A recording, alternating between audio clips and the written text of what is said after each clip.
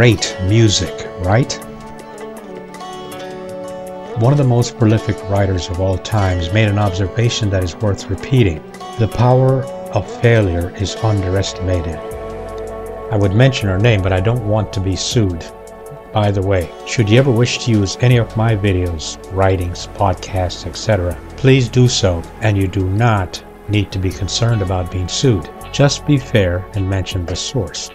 But back to the power of failure.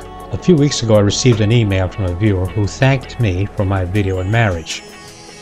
She said that she wished she had watched that video before getting married. It would have saved her the agony of a bad relationship.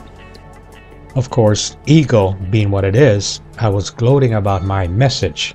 It wasn't until later that I realized the truth of it. It wasn't what I said that made the difference. It was not original. It is what she heard that made the difference. I would venture a guess and presume that less than 1% of what you hear, see, or experience today is original. The influence will be almost nil.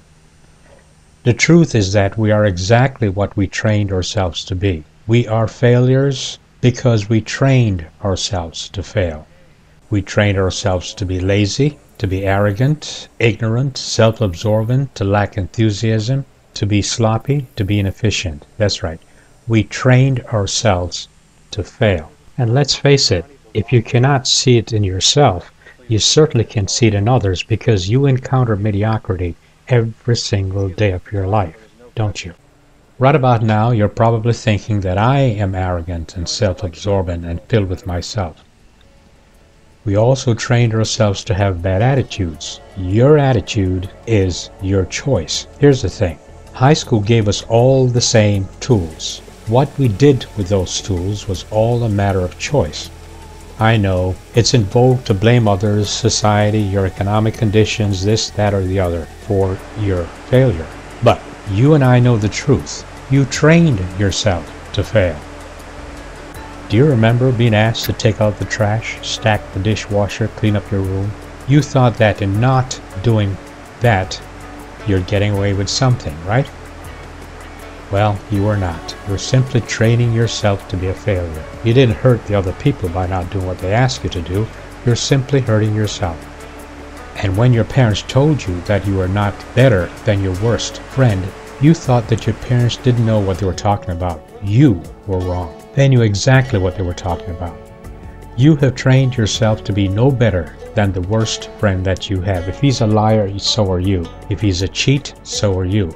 If he lacks character, so do you. It is all in your doing. Let me share this with you. Many years ago, when I was responsible for hiring and firing people, I had a set of rules that I used to be successful in hiring the best and getting rid of the worst. In hiring, I knew within 30 seconds of hearing that person speak about themselves whether or not I wanted to hire that person. If I did want to hire that person, this is without even looking at their resume, I would look for reasons to do exactly that, to hire them.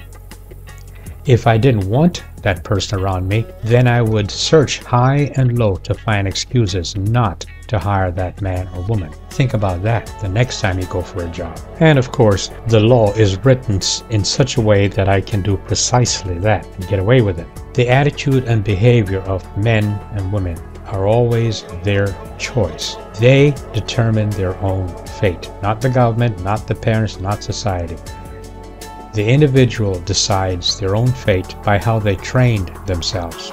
My point is this: there are no easy fixes. You are what you trained yourself to be. Looks are very fleeting and very deceiving. You may see the looks at first meeting, but soon the looks are not important because you'll be seeing the person's heart, and that is important. Take some time out and look around you, all 360 degrees, if you will, and I think you'll make a very important discovery, and you will know this: you are the center of your universe, literally and figuratively and in every way. You have more influence than you know, and that influence determines how you're treated. You're not getting over on anyone.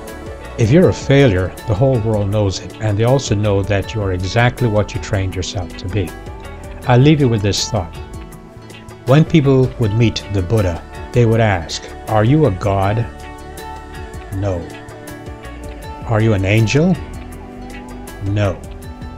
Are you a saint? No. Then what are you? The Buddha would always answer, I am awake. It may sound like a cliche, but the truth is very simple. Today is the very first day of the rest of your life. Your training is entirely in your control. It is all a matter of choice, and that's a fact. You may, if you wish, continue on your path of training to be a failure, or you can turn it all around. Yes, just like that. Turn yourself around to be a success. Start with knowing who you are and being true to that self. Stop copying other people's failures.